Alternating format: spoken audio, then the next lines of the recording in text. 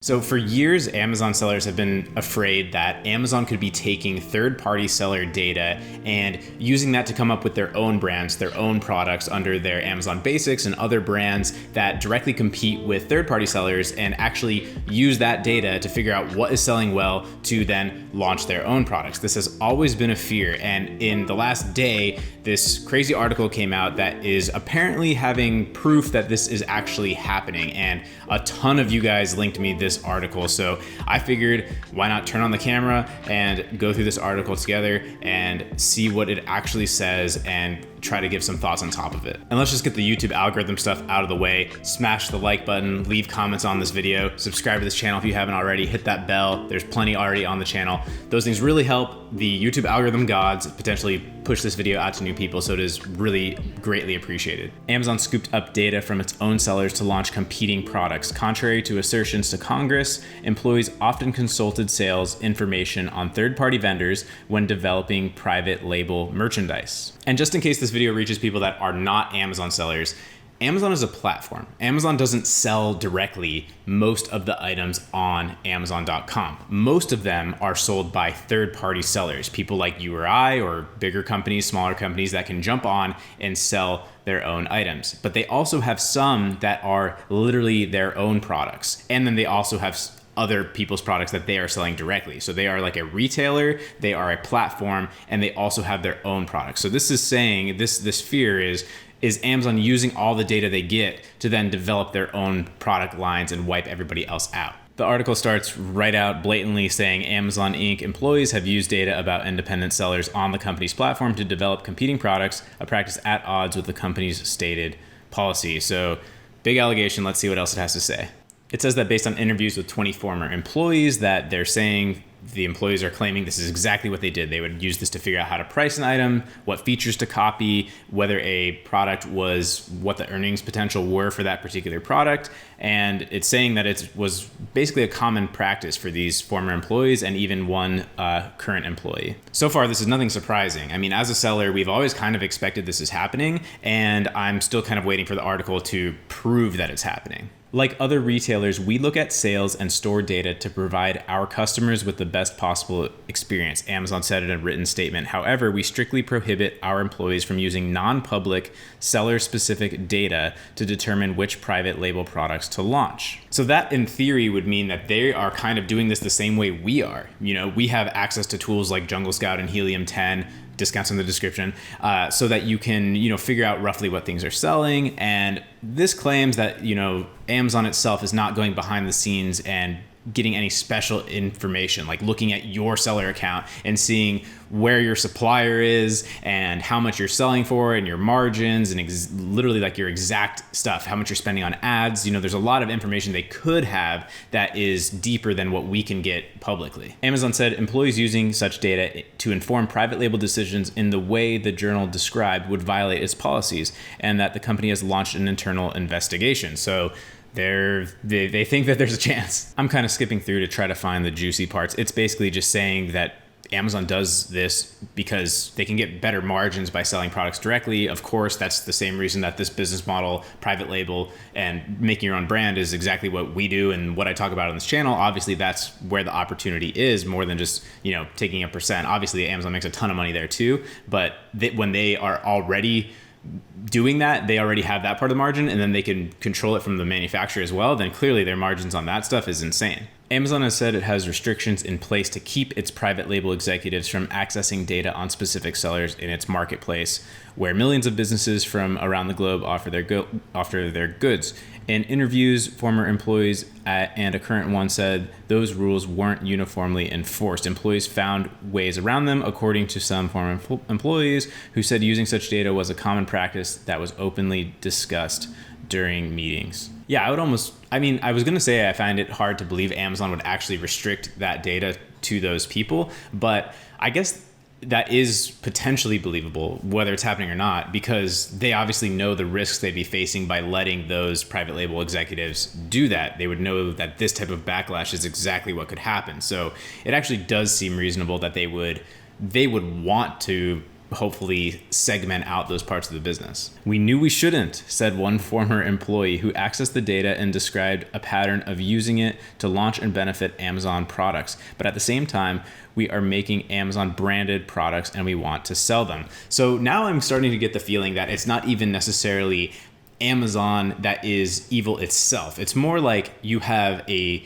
team of corporate executives that are probably rewarded based on the performance of their department, their private label department in this case. And maybe they are not supposed to be doing this, yet they know that by doing this, it will increase their chances of success. So that actually seems more believable than Amazon making the executive decision to just go and do this, because it seems so obvious that the backlash, I mean, that's like controlling the platform and going direct. Like it's definitely something that is controversial. If access was restricted, managers sometimes would ask an Amazon business analyst to create reports featuring the information, according to former workers, including one who called the practice going over the fence. Okay. In other cases, supposedly aggregated data was derived exclusively or almost entirely from one seller, former employees said. So I like that. Going over the fence is funny. It's like code for kind of seeing the other side of what I guess they're not supposed to be looking at. That's funny, but yeah, I definitely think this is both probably happening and also something that wouldn't have surprised me if this had come up right now, a year ago, 2 years ago.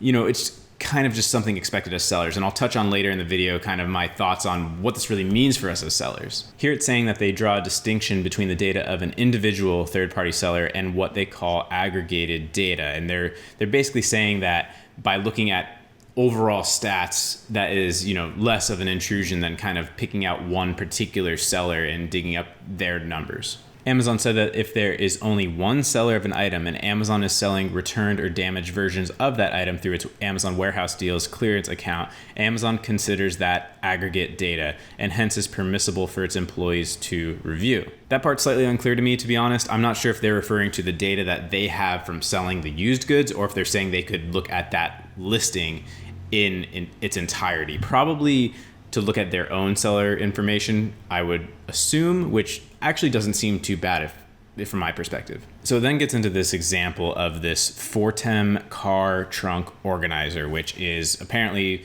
has done super well, 33,000 units in the 12 months leading up to this. And apparently Amazon launched one almost identical and had a bunch of data on their sales. And some of this says the part that I am confused about whether there was somebody else selling them and that's why they took the data. And I'll leave it at that because I honestly just read this for like a few minutes straight over and over and still don't fully understand this part. We would work backwards in terms of the pricing, said one of the people who used to obtain third-party data. By knowing Amazon's profit per unit on the third-party item, they could ensure that the prospective manufacturers could deliver a higher margin on an Amazon branded competitor product before committing to it, said another person who accessed the data. It says Fortem launched in March 2016, became number one in the category, spends as much as $60,000 a month on Amazon advertisements. And that all goes directly to Amazon. Amazon is taking at least $4 or whatever in profit after their shipping on just the fees. So that money is already going to Amazon just for this private label product. And then they're taking that data to then go and launch their own. Definitely a bit dirty. Pulling data on competitors, even individual sellers, was standard operating procedure when making products such as electronics, suitcases, sporting goods, or other lines, said the person who shared the Fortem documentation. Such reports were pulled before Amazon's private label decided to enter a product line, the person said. Okay, so article's getting a little long. Let me just give some thoughts on top of it because that is already the gist of it. As I said, this has always been expected and feared, but also just like known, not that surprising. But the way that I see it is I still don't think this is that big of a concern. I think it's a massive concern for these rare cases where a private label business has one killer product that is doing millions a year and they do nothing else. Well, then, yeah, Amazon is probably going to see that. That just seems pretty reasonable. Other people are going to see that too. The problem is obviously Amazon using that data to their own advantage. That is, I'm not saying that's not messed up, but obviously you're going to have competitors coming in if you're selling one product and it's doing insanely well. And if you're a private label seller on Amazon, chances are you're not that big of a fish for Amazon to be directly targeting you, or your market is big enough such that there's already a Amazon Basics or Amazon brand competing in your space, and it just doesn't even matter, because getting into the next point, maybe you have a more unique product, or you've actually gone through the steps to build a brand, build something a bit proprietary and interesting to where it's not just a complete commodity where Amazon can just very easily do the exact same thing. Not that Amazon can't copy your differentiations too. That is definitely possible, but I think it's a order of magnitude less likely to happen. And on top of that, something I've been preaching for years is to not rely on the single product, to not rely on the single platform. You should continuously be launching new products under the same brand, expanding that out to not just rely on one, because products have life cycles. They might crush it and then they might die over time. You should also be considering new brands over time, new product lines. You should be considering taking this product into retail and store shelves and selling it on your own site and other platforms and getting your customers onto email lists and really building a true brand. Because as great as an opportunity that Amazon is and still is right now to kickstart a product brand, as much as that is true, it is incredibly risky to have all your eggs in that one basket forever. And this is not the end all be all. This is like using a Kickstarter.